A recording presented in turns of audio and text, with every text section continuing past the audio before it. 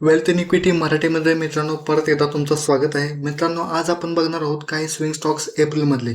त्या अगोदर मित्रांनो चॅनलवर नवीन असाल तर चॅनलला सबस्क्राईब करायला विसरू नका. मागच्या व्हिडिओमध्ये मी एका स्टॉकचं फंडामेंटल आणि टेक्निकल अनालिसिस बघितलं होतं. तर मित्रांनो तो स्टॉक आहे कॅम्प्स. तर मित्रांनो या स्टॉकने आजच्या दिवशी म्हणजेच 1 एप्रिल रोजी 2.63% रॅली दिलेली आहे.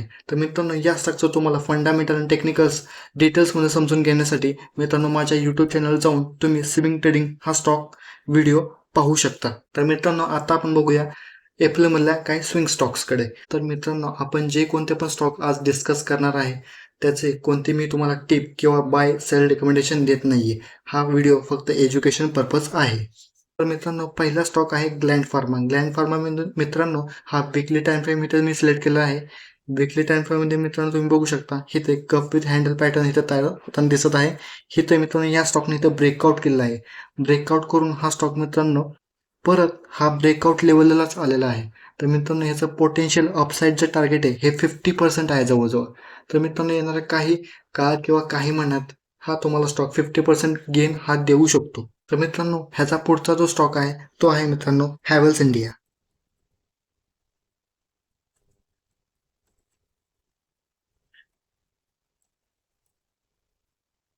जसं की मित्रांनो तुम्ही बघू शकता हॅवेल्स इंडिया हा विकली टाइम फ्रेम इथे आहे. हॅवेल्स इंडिया या स्टॉकने जवळजवळ ऑल टाइम हायमध्ये ट्रेड करत आहे.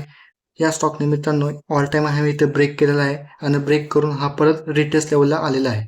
तर मित्रांनो ह्याचं अपसाईड पोटेन्शियल टार्गेट आपल्याला जर काढायचं असेल तर मित्रांनो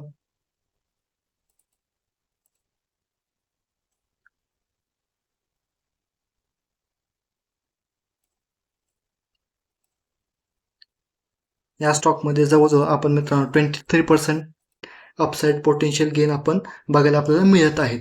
तर मित्रांनो हा झाला दुसरा स्टॉक. तर मित्रांनो बघायला गेलं तर कमीत कमी आपण वर्षाला 30% आपण स्विंग ट्रेडिंगमध्ये मित्रांनो आपण मिळवू शकतो. तसं म्हणायला गेलं तर आपण 50% 100%ही मिळवू शकतो. पण कमीत कमी आपण 30% तरी मिळवले पाहिजे जेणेकरून आपले 3 वर्षांनी पैसे हे डबल होतात मित्रांनो. तर चला तर वळूया आजचा आपल्या शेवटच्या स्टॉककडे. तो आहे मित्रांनो पराग मिल्क फूड्स.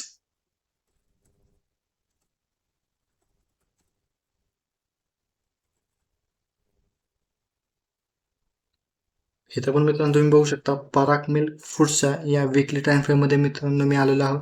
इथे पण मित्रांनो सेम पॅटर्न बनताना दिसत आहे. Cup with handle pattern. इथं मित्रांनो या स्टॉकने इथं ब्रेकआउट केलेला आहे.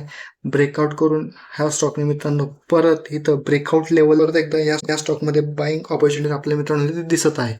तर याचं मित्रांनो अपसाईड पोटेन्शियल टार्गेट जर काढायचं म्हटलं तर आपण इथं आता काढून दाखवतो.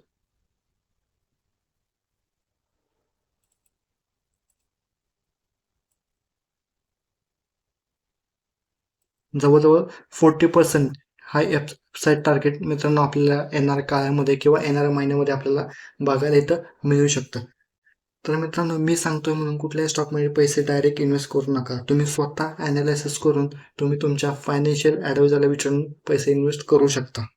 तर मित्रांनो आज आपण पाहिले एप्रिल महिन्यातले काही स्विंग स्विंग स्टॉक्स. पहिला होता ग्लँड फार्मा, दुसरा होता हॅवेल्स इंडिया आणि तिसरा होता पराग मिल्क फूड्स.